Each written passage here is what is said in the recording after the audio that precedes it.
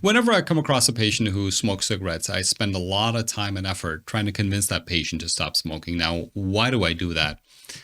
The first thing to remember is that cigarette smoke contains at least 2,000 different chemical compounds. Things like nicotine, arsenic, carbon monoxide, benzene, tar.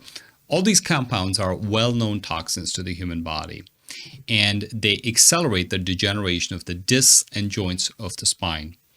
As you can imagine, if you're recovering from a spine surgery and you're still smoking, it is likely to affect your healing in a very negative way.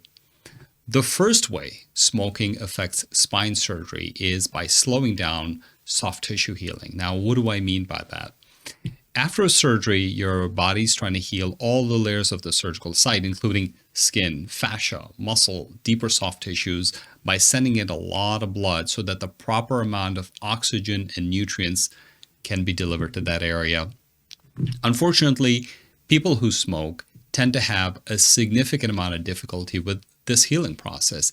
The main mechanism by which smoking decreases this healing is through a process called vasoconstriction, which means a reduction of blood supply to the surgical site. As a result, the soft tissues heal slowly or don't heal at all. In some cases, the non-healing of the skin can actually cause a skin infection, and of course, that can be a big problem. To treat this infection, you may need long-term antibiotics or even a second spine surgery, which can make your recovery much longer and much more difficult.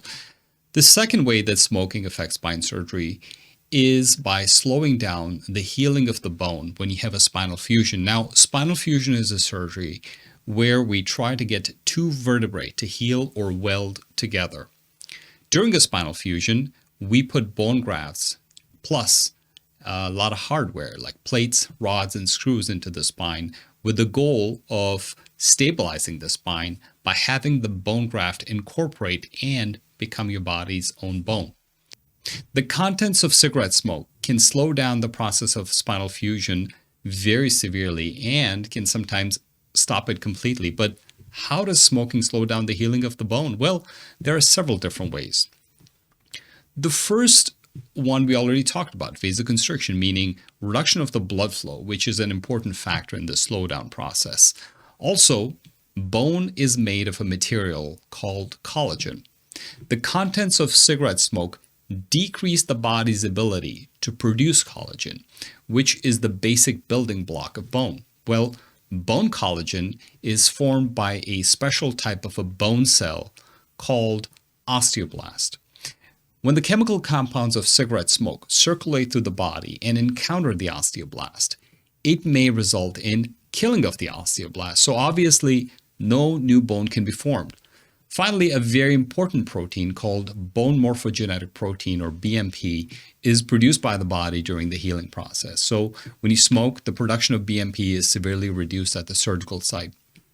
The end result of all of these processes is that the bone fails to heal, and as a result, the hardware placed into the spine can become loose. That condition is called pseudoarthrosis or non-union, which just means that the bones did not heal together.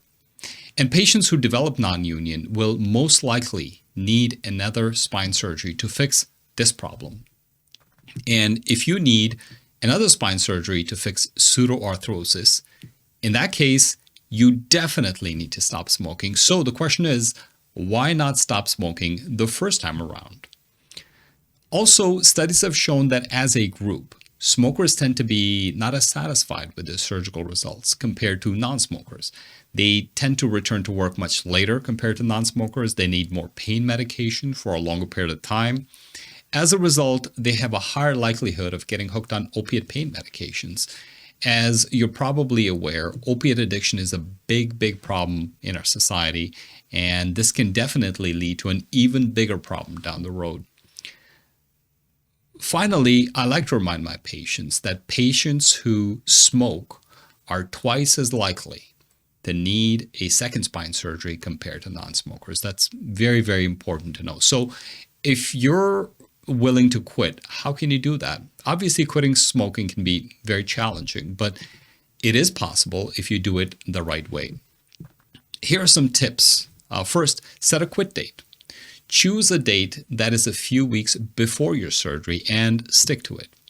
This will give you time to prepare and make a plan. Second, seek support. Talk to your family, friends, or healthcare provider about your plans to quit smoking. They can provide you with support, encouragement, and accountability. Third, consider nicotine replacement therapy like nicotine gum patches, which can help reduce the cravings and withdrawal symptoms. You can also try some prescription medications like Chantix and bupropion. Finally, find new coping mechanisms. Smoking is often used as a way to cope with anxiety and stress. You can find new ways to manage stress, such as exercise, meditation, deep breathing, acupuncture, massage. Avoid triggers. Identify the things that trigger your cravings for cigarettes and avoid them to the best of your ability. Finally, stay positive. Quitting smoking can be challenging, but it is possible and people do it all the time. Focus on the benefits of quitting, such as better health and a faster recovery from your surgery. I remind my patients that the average price of a pack of cigarettes is just over $8. So if you smoke one pack per day over the course of a year, you're spending almost $2,900 per year on cigarettes. That's a lot of money. So quitting smoking will help you not only with your health, it will also save you a ton of money. Finally, my goal as a surgeon is to give you the best possible outcome after surgery so that you can recover quickly and return to your usual activities of daily living successfully. So if you're a smoker, the best thing you can do to speed up your recovery after surgery is to stop smoking immediately when you meet with your surgeon to discuss surgical treatment. So thank you for watching. I hope you found this information useful. If you have any questions or suggestions, please feel free to share in the comments below. As always, take care of yourselves, stay healthy, and see you next time.